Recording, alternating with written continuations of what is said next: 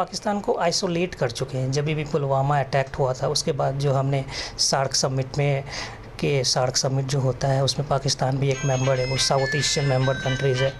तो उसके थ्रू हम लोग जो हमारा नेबरिंग कंट्री जैसे बांग्लादेश, श्रीलंका, इन सब के थ्रू उन पर प्रेशराइज डलवाया। इनफैक्ट देश का सुरक्षा सबसे ऊपर रहता है। देश की सुरक्षा में अगर कोई भी ऊंच नीच हो तो वो कभी भी देश सुरक्षित नहीं रह सकता। तो हमको लगता है कि पहले सिर्फ एक हम माँ थे, अब पूरा देशवासी के जितनी भी महिलाएं हैं इनकी माँ है, सबका आशीर्वाद इसको मिलेगा और ये देश का पुत्र कहलाएगा। हम लोग सॉफ्ट पावर के ऊपर बिलीव करते हैं, हम लोग हार्ड पावर के ऊपर बिलीव नहीं करते हैं, क्योंकि हमारा डिप्लोमेसी ही वैसा है ताकि हम लोग कल्चरल के थ्रू अपने आप को, अपने बात को बायलैटरली टॉक करके उसको सॉल्व कर सकें। अगर आप मेहनत कीजिएगा, सही दिशा ले जाइएगा बाल बच्चा को, तो उसका फल मिलेगा। मेहनत तो बहुत ज़रूरी है, मेहनत तो करना ही चाहिए, लेकिन हम किस्मत को भी थोड़ा नज़रअंदाज नहीं कर सकते। भगवान का भी आशीर्वाद होना ज़रूरी है, लेकिन मेहनत मस्ट है। 99% मेहनत करना पड़ेगा, 1% ही किस्मत साथ देता है। इससे दुखी नहीं थे कि रिजल्ट क्या होगा, बस ईश्वर से हम लोग सब मिल के प्रार्थना करते थे, भगवान आप अगर हैं इस पृथ्वी पे और देख रहे हैं कि ईमानदार है, ईमानदारी से किया है मेहनत, तो आप फल दे दीजिए। अंदर से ही एक मोटिवेशन लाता है कि कुछ भी हो सबसे पहले देश, क्योंकि हमारे लिए तो सर्विस पहले है, फैमिली बाद में है। पहले देश को देखना है, उसके बाद अपना पर्सनल जो भी रहेगा। फीट करेंसीज़ है, ये बहुत ही इकोनॉमी के लिए डिवास्टेटेड होता है और इसको हम लोग कभी कभी छाया इकोनॉमी भी कहते हैं, शैडो इकोनॉमी भी कहते हैं इसको। इससे हमारे को क्या होता है कि हमारा जो सेंट्रल गवर्नमेंट बैंक है उनके पास पता नहीं रहता है कि इकोनॉमी में कितना पैसा है, और इसके कारण देश की जो महंगाई है वो बढ़ जाती है, उस पर कंट्रोल नहीं किया जा सकता। ये एक बहुत बड़ा चैलेंज है जो कि हमने जम्मू एंड कश्मीर में देखा था। पूर्णिया के लिए आज बहुत बड़ी उपलब्धि और खुशखबरी है। खुशखबरी इस मायने में कि पूर्णिया का लड़का विवेक वैभव ने यूपीएससी का एग्ज़ाम पास करके बहुत बड़ी उपलब्धि हासिल की है। पूर्णिया का नाम बल्कि पूरे बिहार का नाम रोशन किया है। हम उनके साथ मौजूद हैं, उनका पूरा परिवार मौजूद है। हम आज इनसे जानने की कोशिश करेंगे कि इस उपलब्धि को पाने के लिए इन्हें कितनी मेहनत करनी पड़ी और क्या क्या कुछ करना पड़ा, परिवार के लोगों ने किस तरह से इस उपलब्धि में इनका सपोर्ट किया। विवेक वैभव जी, सबसे पहले तो आपका धन्यवाद कि आपने पूर्णिया का नाम रोशन किया है, और आप बताएं कि क्या उपलब्धि, क्या खुशखबरी है पूर्णिया वासियों के लिए। सबसे पहले तो आपको थैंक यू, आपके लिए आप आए इसको कवर कर रहे हैं। तो जैसे कि UPSC CAPF exam assistant commandant clear हुआ है, रैंक 165 आया ऑल इंडिया में। तो ये मेरा बचपन का ही सपना था कि एज ए गैजेटेड ऑफिसर बनना, और वो यूपीएससी के माध्यम से पूरा हुआ। लेकिन मेरी मम्मी पापा बहुत साथ दिए, मेरी बड़ी बहन खास करके प्रेरणा श्री, उसका योगदान बहुत रहा जब मेरा इंटरव्यू का प्रिपरेशन चल रहा था। तो ये बहुत लंबा प्रोसेस होता है, 1 साल का यूपीएससी का प्रिपरेशन। तो हर एक स्टेज में एक मोटिवेशन का ज़रूरत होता है। तो मम्मी पापा, मेरी बहन, दोनों बहन, पूर्णिमा श्री भी प्रेरणा श्री भी, बहुत मदद की पूरा प्रिपरेशन के दौरान में। तो लास्ट में आपको ये उपलब्धि हासिल हुई, जब आप देखें कि इतनी मेहनत के बाद आपका रिजल्ट आ गया है तो फिर कैसा लगा?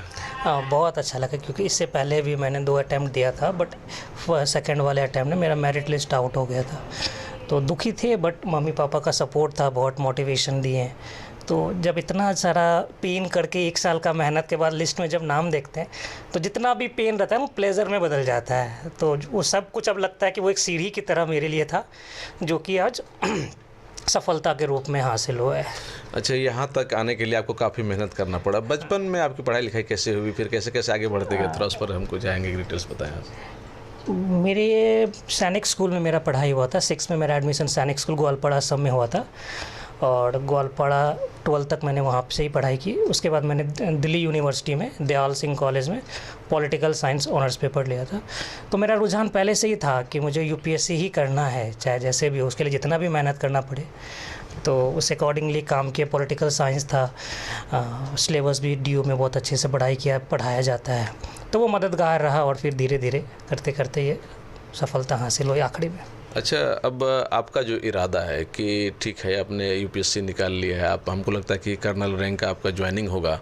कमांडेंट, असिस्टेंट कमांडेंट से स्टार्ट होता है, फिर deputy commandant, DIG, IG, ADG, और फिर आखिरी में डीजी रहता है। तो आखिरी में डीजी बनते हैं, तो ये भी एक बहुत बड़ा पोस्ट है डीजी बन जाना। लेकिन इसी में लोग आगे धीरे धीरे बढ़ते हुए आगे बनता है। हाँ जी। ये बात बताइए कि कुछ लोग ये कहते हैं कि मेहनत करने के बावजूद भी मुझे सफलता नहीं मिल रही है, कहीं ना कहीं किस्मत की बात है। आप किस्मत पे यकीन करते हैं या मेहनत पे यकीन करते हैं? मेहनत तो बहुत ज़रूरी है, मेहनत तो करना ही चाहिए, लेकिन हम किस्मत को भी थोड़ा नज़रअंदाज नहीं कर सकते। भगवान का भी आशीर्वाद होना ज़रूरी है, लेकिन मेहनत मस्ट है। 99% मेहनत करना पड़ेगा, 1% ही किस्मत साथ देता है। तो मेहनत में तो कोई कटौती नहीं रहना चाहिए, खास करके यूपीएससी जैसे एग्ज़ाम में। कितने स्टूडेंट इस बार यूपीएससी में शामिल हुए थे जिसमें आपका 165वां रैंक आया? ऐसा डाटा तो नहीं है, बट यूपीएससी सीएफ में 5 लाख के अराउंड बच्चे रिटर्न में जाते हैं, और रिटर्न का रिज़ल्ट अप्रॉक्स 1300 आया था, और इंटरव्यू कॉल हुआ था 750 के आसपास, जिसमें से अराउंड अभी 233 वैकेंसीज़ है, 204 का लिस्ट आया अभी। तो ये अपने आप में बहुत बड़ी उपलब्धि है कि ऑल इंडिया रैंक में इस तरह से 165वां रैंक लाना, ये अपने आप में बड़ी बात है। और पूर्णिया के लिए, परिवार के लिए, तो हम लोगों के लिए तो बहुत बड़ी बात है कि आपने पूर्णिया का नाम रोशन किया है। हम लोग चाहते हैं कि और आगे आप रोशन करें। लेकिन ये बात बताएं कि जिस तरह से आपने पढ़ाई की, सैनिक स्कूल में पढ़ाई की, फिर उसके बाद आगे आपका सिलसिला बढ़ता चला गया, अब जिस पोस्ट पर आप जाएंगे तो उस जगह पर जाकर आप किस तरह से वर्क करेंगे? हाँ, देखिए, हमारा जो मैंडेट रहता है अभी, क्योंकि फोर्स एलोकेशन नहीं हुआ है, अभी सिर्फ रिज़ल्ट ही आया है, तो जहाँ भी कौन सा भी फोर्स में एज असिस्टेंट कमांडेंट बहुत ही चुनौतीपूर्ण एक जॉब प्रोफाइल होता है, क्योंकि मेरे अंडर 140 से 150 जवान रहेंगे, उसके ऊपर कमांड करना रहता है। प्लस जिस भी जगह पोस्टिंग होगी वहाँ का सिक्योरिटी को देखना, इंटरनल सिक्योरिटी को देखना, प्लस जो बॉर्डर एरियाज़ में जो भी पब्लिक रहते हैं वहाँ की, क्योंकि वो तो हमारे सिटीज़न ही हैं, तो उनके मन में एक फीलिंग लाना कि आप भी हमारे लिए, उनका डेवलपमेंट में काम करना, सरकार की जो भी स्कीम है ताकि बॉर्डर एरियाज़ में वहाँ पे डेवलपमेंट हो सके, उसके लिए काम करना। अगर सरकार स्टेट में पोस्टिंग देती है डेपुटेशन में इलेक्शन कंडक्ट कराने के लिए, तो वो स्मूथली कंडक्ट इलेक्शन किया जाए। तो ये बहुत ही चुनौतीपूर्ण है। खैर कोई बात नहीं, मैंने बचपन से सैनिक स्कूल में ये सब चीज़ सिखाया गया था, तो ये सब चीज़ मुझे जब मैं जॉब में ज्वाइन करूँगा ट्रेनिंग के बाद, वो बहुत मददगार होगा। सैनिक स्कूल में उस तरह की बातें तो सिखाई जाती हैं, और आप चुनौतीपूर्ण जो पोस्ट है उस पर आप चले ही गए हैं। लेकिन लोग ये कहते हैं कि सुरक्षा, देश की सुरक्षा काफ़ी महत्वपूर्ण चीज़ें हैं, और उसकी जिम्मेदारी अब आपके हाथ में होंगी। तो क्या लगता है, क्या कि इतनी बड़ी जिम्मेदारी को निभाना, फिर धीरे धीरे उस पर आगे बढ़ना, लोगों का विश्वास जीत लेना, उतने जो सेना के जवान रहेंगे उसको एक डिसिप्लिन में रखना, ये कितनी बड़ी चुनौती होगी आपके लिए? सबसे पहले तो ये मेरे लिए बहुत ही भाग्यपूर्ण बात होगी कि मैं देश का सेवा कर सकूँगा, अपनी भारत माँ का सेवा कर सकूँगा, देश की सुरक्षा में अपना योगदान दे सकूँगा। तो ये अंदर से ही एक मोटिवेशन लाता है कि कुछ भी हो, सबसे पहले देश, क्योंकि हमारे लिए तो सर्विस पहले है, फैमिली बाद में है। पहले देश को देखना है, उसके बाद अपना पर्सनल जो भी रहेगा, अपना जो भी पर्सनल सिनेरियोज़ रहेगा उस पर ध्यान देना है। तो ये चुनौतीपूर्ण रहेगा, लेकिन मैंने बताया ट्रेनिंग के दौरान और पहले से ही मुझ में ये सेल्फ सेटिस्फैक्शन और सेल्फ मोटिवेशन था कि देश के लिए कुछ करना है, और वो भगवान की कृपा से मुझे मौका मिला कि देश का सेवा में कुछ योगदान दे सकूँ। आप जिस जगह पे जाएंगे उस कहता है कि उसका दुश्मन ज़्यादा होता है, तो फेस तो सबसे करना पड़ेगा, दुश्मनों को भी सबक सिखाना पड़ेगा। वो तो चुनौतीपूर्ण है ही। देश का सुरक्षा सबसे ऊपर रहता है। देश की सुरक्षा में अगर कोई भी ऊंच नीच हो तो वो कभी भी देश सुरक्षित नहीं रह सकता। हमारा देश बहुत ही प्रगतिशील है, हम बहुत अच्छे से डेवलप कर रहे हैं, तो उसमें देश का सुरक्षा एक बहुत अहम रोल निभाता है। तो जैसा भी सिचुएशन हो, उस सिचुएशन के अकॉर्डिंग हमें ट्रेन किया जाता है और हम उसी अकॉर्डिंग काम करेंगे। अच्छा, ये बात बताइए, जब आप पहले एग्ज़ाम दिए, आपका रिजल्ट नहीं आया, तो मन उसमें विचलित भी हुआ था आपका? हाँ जी, मैंने, क्योंकि ये मेरा 3rd अटैम्प्ट था, तो पहला अटैम्प्ट तो मेरा रिटर्न ही नहीं हुआ था। दूसरे अटैम्प्ट में मेरा सब कुछ क्लियर हुआ था, लेकिन मेरिट लिस्ट आउट हो गए थे, तो बहुत डिमोटिवेशन था कि शायद नहीं है, अब किस्मत में है। तो जैसे मैंने बताया, मम्मी पापा और मेरी प्रेरणाश्री बड़ी बहन बहुत मदद की, तो वो मोटिवेट कि नहीं होगा, ज़रूर होगा, एक बार और अच्छे से जुनून से मेहनत करो। तो मेहनत की अकॉर्डिंगली, और फाइनली लिस्ट में जब नाम देखते हैं तो जितना भी असफलता मुझे दिखा है अभी तक, सब कुछ लगता है वो एक तरह से सीढ़ी की तरह मेरा काम किया और आखिरी में सफलता हासिल हुआ। अच्छा, बहुत लोगों को ये भी देखते हैं कि यूपीएससी जिस तरह से आपने कहा कि सेना का आपका ये निकल गया, आप उसमें जाएंगे, बहुत लोगों का इच्छा रहता है कि हम सिविल में काम करें। आपकी भी ये इच्छा होगी बाद में या फिर अभी भी है? नहीं, देखिए हमारा जो जिससे क्योंकि यूपीएससी सीएपीएफ जो है वो इंटरनल सिक्योरिटी तो देखती है, इसके साथ साथ हम स्टेट में भी काम करते हैं एज ए जो भी हमारा एडमिनिस्ट्रेटर है, चाहे वो आईएएस आईपीएस, उनके साथ कोऑर्डिनेशन में हम काम करते हैं। अपार्ट फ्रॉम दिस हमें डेप्यूटेशन, क्योंकि हम लोग गृह मंत्रालय के अंदर आते हैं, गृह मंत्रालय के अंदर जितना भी ऑर्गेनाइजेशन है जैसे सीबीआई हो गया, ईडी हो गया, एनआईए हो गया, एनएसजी हो गया, एसपीजी हो गया, इसमें हमारे को काम करने का मौका मिलता है। डेप्यूटेशन में एज एन ऑफिसर हमें काम करने का मौका मिलता है। तो ये हमारे लिए तो सौभाग्य की बात है कि हम इतने अच्छे से ऑर्गेनाइजेशन में काम करेंगे और अपने स्तर से जो भी बेहतर हो सके वो सोसाइटी के लिए कर सकेंगे। तो इससे आप संतुष्ट हैं और हमको लगता है कि आप इसी में आगे जितना बेहतर करना चाहते हैं करेंगे आप? हाँ जी, बिल्कुल। अपॉर्चुनिटीज़ तो हमेशा आगे देखना ही चाहिए, आगे और अच्छी अपॉर्चुनिटीज़ होगी तो ठीक है, बट ये एक बहुत ही चैलेंजिंग और एक बहुत रिस्पॉन्सिबिलिटी वाला जॉब है एज ए असिस्टेंट कमांडेंट। अगर मैं उसे देखूँ तो ये तो चुनौतीपूर्ण है। तो ये अच्छी बात है मेरे लिए कि हम एक अच्छे पोस्ट में रखें, मेरे अंडर जो भी रहेगा और मेरे पावर में जो भी रहेगा उसके लिए हम बेहतर कर सकेंगे। अच्छा, अब ये बताइए, चूँकि आप सफल हो गए तो आपसे पूछना ये लाजमी है कि जो बच्चे और इसकी तैयारी कर रहे हैं उनको तैयारी किस तरह से करना चाहिए, कौन सी किताबें पढ़नी चाहिए, क्या क्या करना चाहिए? देखिए, अगर कोई बच्चा यूपीएससी का, क्योंकि ये हमारा जो सिलेबस है वो यूपीएससी का ऑलमोस्ट सेम रहता है, तो ये जो सिलेबस है उसके लिए सबसे पहले तो बेसिक्स क्लियर होना चाहिए। बेसिक्स में अगर कोई बच्चा अगर हो सके उसको अपॉर्चुनिटीज़ नहीं मिला अच्छे से पढ़ने का 10th तक या 12th तक, तो एनसीईआरटी से ही स्टार्ट करना चाहिए, जो भी हिस्ट्री, पॉलिटी, इकोनॉमिक्स, इन्वायरमेंट, ये सब। उसके बाद जब 12th के बाद उसे बहुत अच्छे से चूज़ करना चाहिए कि वो आगे क्या बनना चाह रहा है। अगर वो इंजीनियर बनना चाह रहा है तो उधर से ही जाओ, अगर वो चाह रहा है कि हाँ नहीं हम यूपीएससी की तैयारी करना चाहते हैं तो उसके अकॉर्डिंगली 12th के बाद अच्छे से सब्जेक्ट चूज़ करो जो उसको प्रिपरेशन में बहुत मदद करेगा। तो जैसे मैंने बहुत अच्छे से चूज़ करके घर वाले से भी डिस्कस करके मैंने पॉलिटिकल साइंस ऑनर्स लिया। अब मुझे खुशनसीब था मैं कि मुझे दिल्ली यूनिवर्सिटी जैसे में पढ़ने का मौका मिला, तो वो सब्जेक्ट बहुत अच्छे से कवर करता था यूपीएससी का सिलेबस।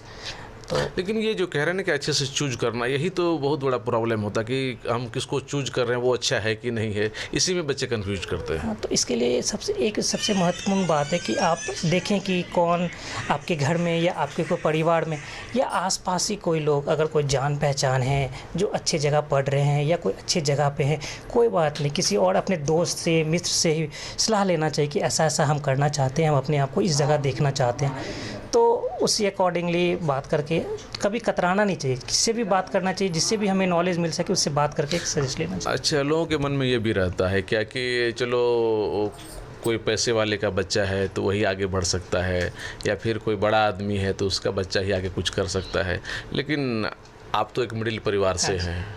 क्या करते हैं आपके मम्मी पापा और कैसे अपने? मेरे पापा जी का टेंट हाउस है, बीके टेंट हाउस, यहाँ पूर्णिया में ही, और मेरी मम्मी सदर हॉस्पिटल में पोस्टेड है पूर्णिया में। तो ये जो कॉन्सेप्शन है कि पैसे वाले ही या बिना पैसा का नौकरी नहीं हो सकता, ये गलत है। और ख़ास करके जब आप यूपीएससी जैसे एग्जामिनेशन का प्रिपरेशन कर रहे हैं तो वहाँ पे तो ये सोच आना ही नहीं चाहिए। वो इतना ट्रांसपेरेंट होता है कि आखिरी इंटरव्यू जब ख़त्म होता है उसके विदिन 1 वीक या कभी कभी दूसरे दिन ही रिजल्ट दे देते हैं, तो किसी के मन में ये डाउट रहता ही नहीं है। प्लस विदिन 1 ईयर उनका पूरा प्रोसेस कंप्लीट हो जाता है, अगले साल सेम एग्ज़ाम का पीटी होने से पहले, प्रीलिम्स होने से पहले इनका रिज़ल्ट आ जाता है। तो अगर ये सोचना कि बिना पैसा का या कुछ भी बिना पैरवी का नहीं हो सकता है तो नहीं, क्योंकि मैं खुद ही अपने आप को एग्जांपल देख रहा हूँ। मैंने बिलो एवरेज फैमिली से बिलोंग करता हूँ, अगर यहाँ तक पहुँच सकते हैं तो कोई भी पहुँच सकता है, बस एक डेडिकेशन, पेशेंस और मोटिवेशन होना चाहिए। यानी कि जो आपका समर्पण है वो सही तरीके से होना चाहिए। आप मेहनत करें सही तरीके से तो फिर वो चीज़ें साइड हो जाती हैं। हाँ, अगर आपको, क्योंकि मैंने बताया कि यूपीएससी का एग्जामिनेशन एक साल का प्रोसेस होता है, तो ऐसा नहीं आप साल भर मोटिवेटेड रहेंगे। ऐसा कुछ समय आएगा जब आप टेस्ट दे रहे हैं, आपको मार्क्स नहीं आ रहा है, तो उसके लिए आप अपने फैमिली मेम्बर से बात करें, जिससे भी आप क्लोज है उनसे बात करो, मोटिवेट हो और दोबारा से वर्क करें। काम करेगा, ऊपर वाला भी है, देखता है कौन मेहनत कर रहा है, उसको सफलता। अच्छा, मेहनत करने वालों का तो उनको रिजल्ट मिलता ही मिलता है। और अगर आप मेहनत सही से नहीं कर पा रहे हैं तो आप कोशिश करें कि आपका मेहनत सही दिशा में हो, सही तरीके से जी। जहाँ पे अगर सपोज एक बार नहीं हुआ, जैसे मेरा पहला बार अटैम्प्ट में नहीं हुआ था, उसके देखेंगे किस एरिया में मेरा हमको ज़्यादा वर्क करना है, उस एरिया में उस पेपर वर्क करेंगे, अच्छे से उसको और प्रिपेयर करेंगे और अच्छे से टेस्ट देंगे तो हो जाएगा, ऐसा कुछ नहीं है। अच्छा, लेकिन एक बात हम अलग से और आपसे जानना चाहते हैं कि कई मरतबा होता है कि ठीक है एग्ज़ाम में हुआ, इंटरव्यू हुआ और उसमें आप इस तरह से जवाब देते हैं कि लोगों को संतुष्ट कर लेते हैं और बाद में जब आपको जॉब मिल जाता है और आप पोस्टिंग पे चले जाते हैं तो फिर उस अनुकूल काम नहीं हो पाता है। कई मरतबा तो लोगों पर तरह तरह के आरोप भी लग जाते हैं।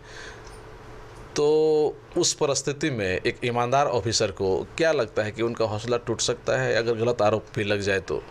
सर मुझे तो ऐसा नहीं लगता हौसला टूटेगा, क्योंकि आरोप प्रत्यारोप तो चलता रहता है।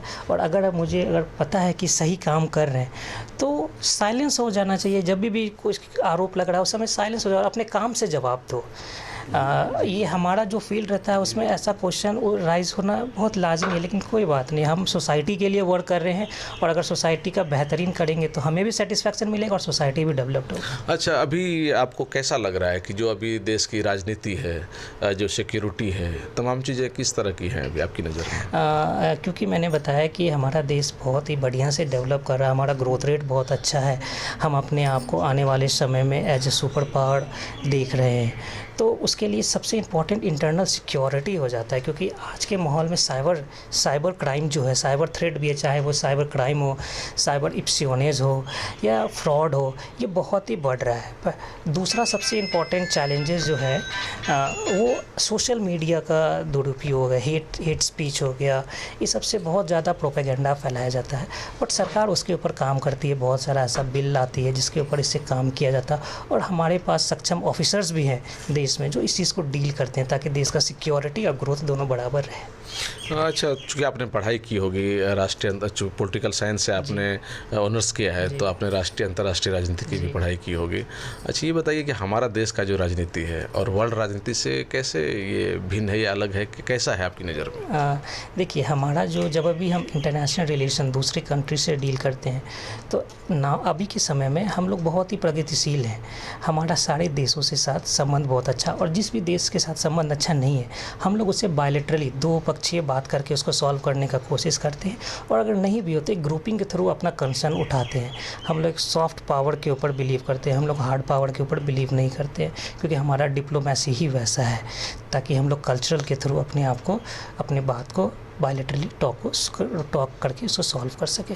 ऐसा तो कई बार किया गया है पाकिस्तान के साथ, लेकिन ऐसा तो कुछ रिजल्ट हम लोग को पॉजिटिव नहीं आया, तो ऐसे फिर उसका क्या मतलब रह जाता है? सर, मैं अपने नज़रिए से देखूं तो बहुत ही हम लोग सॉफ्ट पावर के यूज़ करके एक तरह से, क्योंकि मेरा पर्सनल ओपिनियन है इसलिए मैं बता रहा हूँ कि हम लोग एक तरह से पाकिस्तान को आइसोलेट कर चुके हैं। जब भी पुलवामा अटैक हुआ था उसके बाद जो हमने सार्क समिट जो होता है उसमें पाकिस्तान भी एक मेंबर है, वो साउथ एशियन मेंबर कंट्रीज़ है, तो उसके थ्रू हम लोग जो हमारा नेबरिंग कंट्री जैसे बांग्लादेश, श्रीलंका, इन सब के थ्रू उन पर प्रेशराइज डलवाया। इनफैक्ट हम यूएन में भी जब जाते हैं, हमारे प्रधानमंत्री मोदी जी यूएन में जाते हैं तो वहाँ पे पाकिस्तान में जो टेररिज्म को सपोर्ट किया जाता है उसके ऊपर हम लोग आवाज़ उठाते हैं, और हमें वर्ल्ड फोरम भी इसे सपोर्ट करती है। जैसे कि सबसे अच्छा एग्जाम्पल तो फाइनेंशियल एक्शन टास्क फोर्स जो कि डील करता है हवाला और स्मगलिंग और टेरर फंडिंग को, उसने पाकिस्तान को ग्रे लिस्ट में रखा। ये हमारे लिए एक अचीवमेंट ही है कि हम अपने बात को वर्ल्ड अफेयर्स में रखते हैं और हमें सपोर्ट भी मिलता है।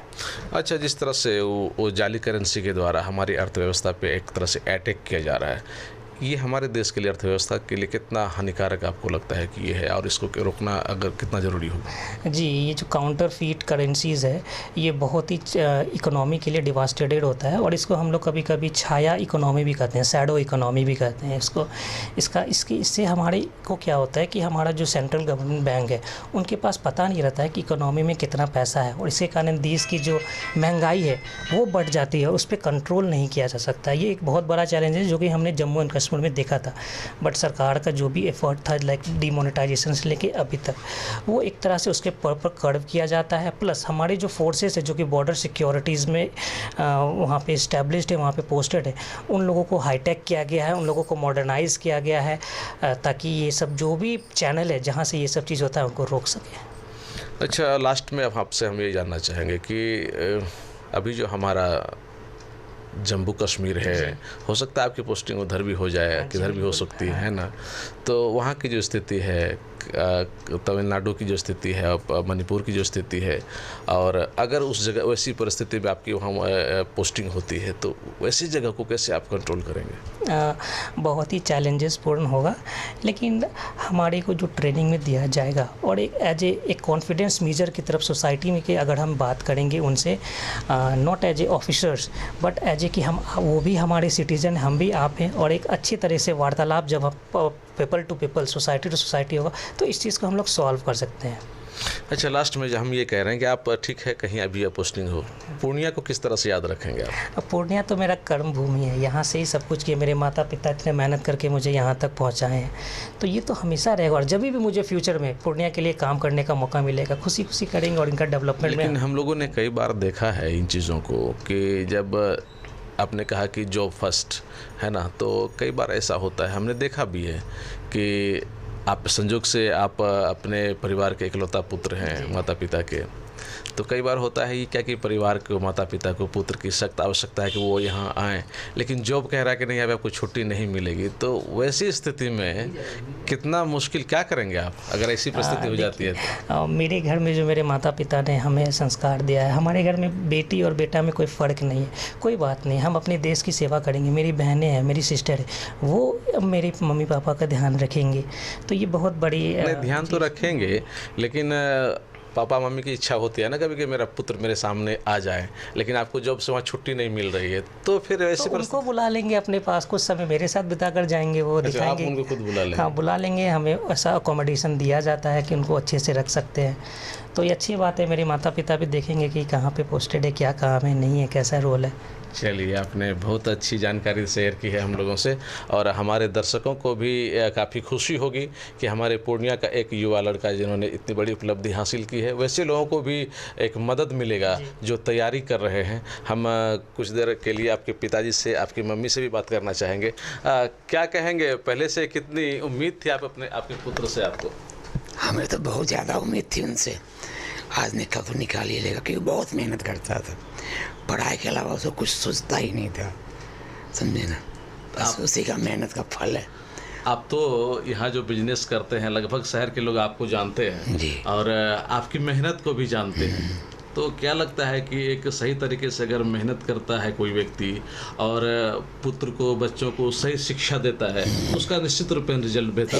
एकदम अगर आप मेहनत कीजिएगा, सही दिशा ले जाइएगा बाल बच्चा को, तो उसका फल मिलेगा ही। आपके बच्चे को, आपकी बेटियों की और आपके बेटे के जो संस्कार है, उससे आपको लग रहा था, जो पढ़ाई का डिवोशन था उसका, तो लग रहा था? हाँ, एकदम श्योर।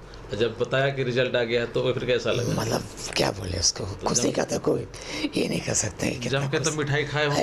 एकदम मिठाई खिलाए, बांटे होंगे, एकदम सबको खिलाए, सबको जानकारी दी आप? सबको जानकारी ऐड करना चाहते हैं। हाँ, क्या बताइए? मुझ में जो मेरा एक बहुत ही स्ट्रॉन्ग पॉइंट है कि मैं बहुत अपने आप को काल्म एंड कंपोज रखता हूँ, पेशेंस रखता हूँ और मेहनत में बहुत करता हूँ। तो ये जो मेहनत करने का जो मुझे स्किल है वो मेरे मम्मी और पापा से ही आया। पापा जी को बचपन से देखे हैं, जीरो से लेके जहाँ तक अभी तक पहुँचे हैं, जीरो से यहाँ तक पहुँचे अपने मेहनत के दम पे।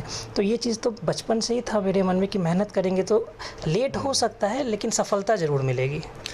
मुझे जहाँ तक जानकारी है, मैं चूँकि आपके पापा को बहुत दिन से जानता हूँ, तो उन्होंने जो संघर्ष किया है और जिस तरह से आगे बढ़ा है, जिस तरह से ईमानदारी से काम किया है, तो निश्चित रूप में उसका भी हमको लगता है कि कहीं ना कहीं ऊपर वाला देख रहा होगा वहाँ से कि रिजल्ट इनको अच्छा मिलना चाहिए। क्योंकि जब आप मेहनत करते हैं, पसीने की कमाई वाला जो पैसा होता है उसको अगर लगाते हैं तो उससे आपका विशेष लगाव होता है, तो उसका रिजल्ट आप उसी तरह से खोजते हैं। और इत्तेफाक ये है कि आप उनके पुत्र हैं और आप इस बात को समझ रहे हैं। जी, इसीलिए मेरे मम्मी पापा मेरे लिए आइडल हैं और मेरी बड़ी बहन प्रेरणा श्री भी आइडल है। मैम, क्या कहेंगी यार, आपको शहर में बहुत लोग जानते हैं, खासतौर से स्वास्थ्य विभाग में आपके पुत्र का रिजल्ट इस तरह से आया है, क्या कहेंगे आप? अब तो हमको लगता है कि पहले सिर्फ एक हम माँ थे, अब पूरा देशवासी के जितनी भी महिलाएं हैं इनकी माँ है, सबका आशीर्वाद इसको मिलेगा और ये देश का पुत्र कहलाएगा। सिर्फ पहले मेरा और इनका पुत्र था, अब पूरे देशवासियों का पुत्र और सबका सेवा करने का इसको मौका मिला। ये बहुत बड़ी बात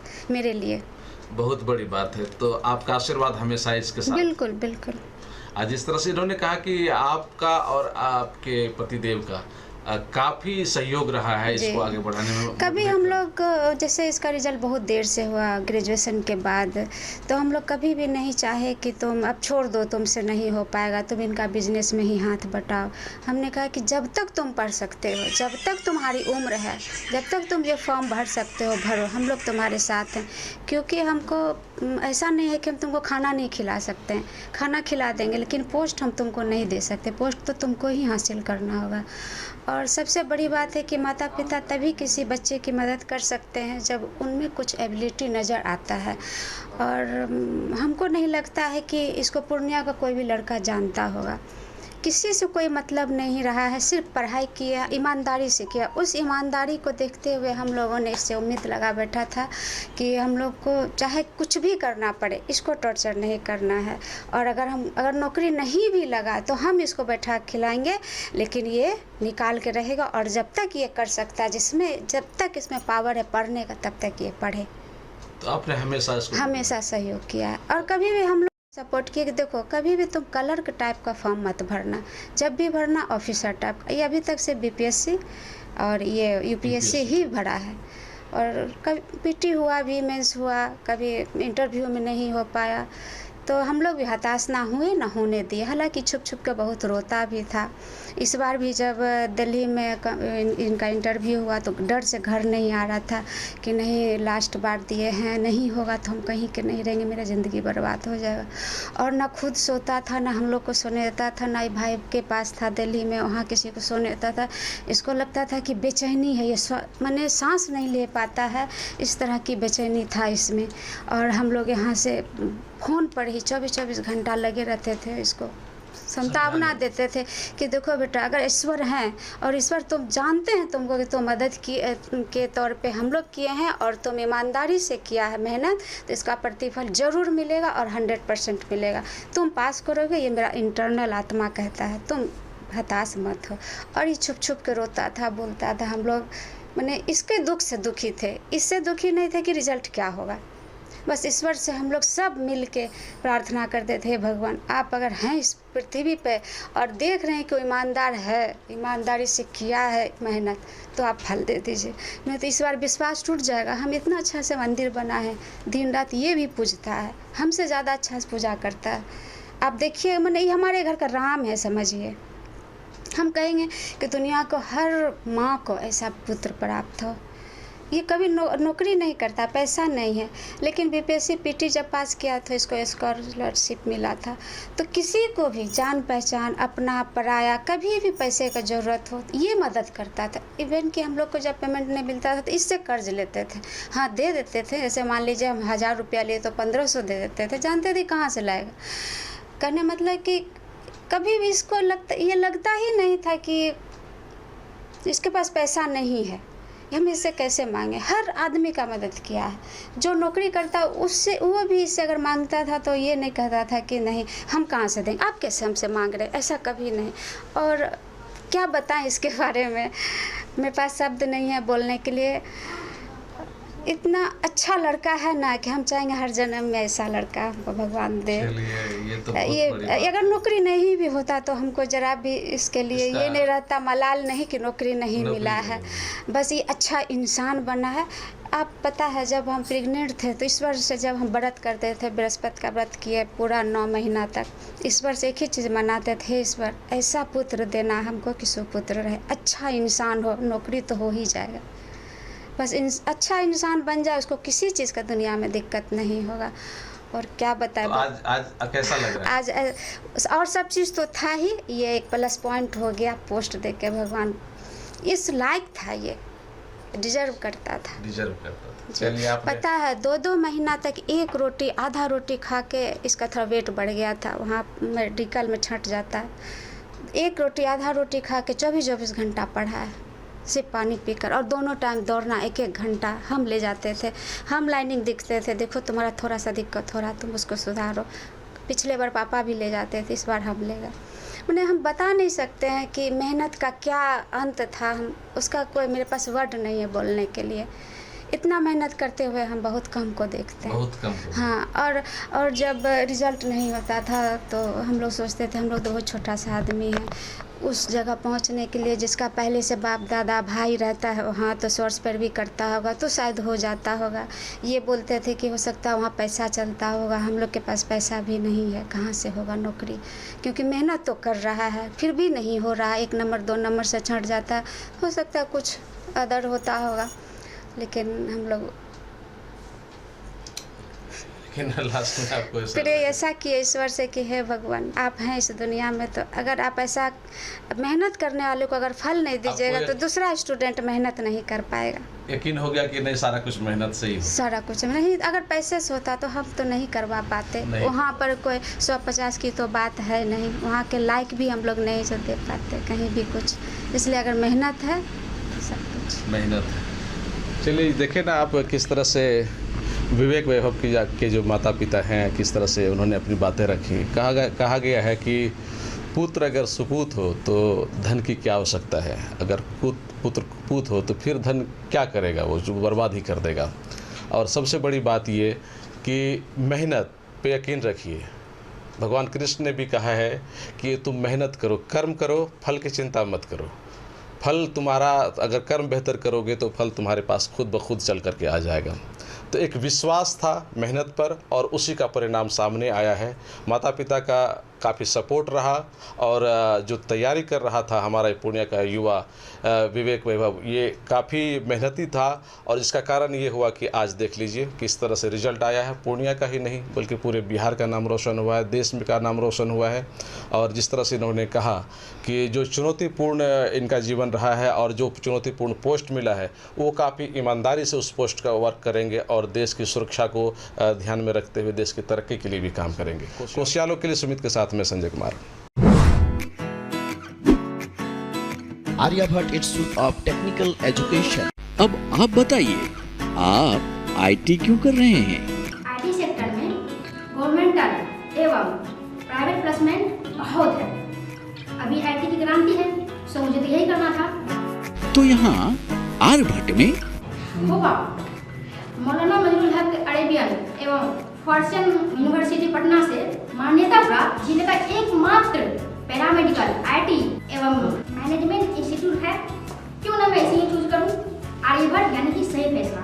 थैंक्स टू आर्यभट्ट इंस्टीट्यूट जिसने मुझे दिया कॉन्फिडेंस एवं आगे बढ़ने का हौसला। पारा मेडिकल कोर्स करें, नौकरी तुरंत पाएं। Contact number 7739023553। Campus office Kaptanpara near Durga Mandir Purnia. Shri Balaji agency NS31 Gulabbagh Purnia. यहाँ जगुआर कंपनी का लेटेस्ट सभी तरह का सैनिटरी वेयर्स उपलब्ध है, जैसे commode, bathtub, water heater, steam solution, shower enclosure एवं कंप्लीट बाथरूम सॉल्यूशन। होटल्स को डिजाइन करने के लिए मजबूत और खूबसूरत डिजाइन वाले floor tiles, wall tiles, double charge verified tiles, bathroom एवं किचन टाइल्स की पूरी रेंज भी। साथ ही यहाँ फाइनोलेक्स कंपनी का पाइप भी उपलब्ध है। खूबसूरती और मजबूती ऐसी कि आप फर्स्ट ही लुक में कर लेंगे पसंद। तो एक बार अवश्य पधारें बालाजी एजेंसी NS31 गुलाबबाग पूर्णिया। हमारा कॉन्टेक्ट नंबर है मोबाइल नंबर 9470867633, मोबाइल नंबर 9631725501।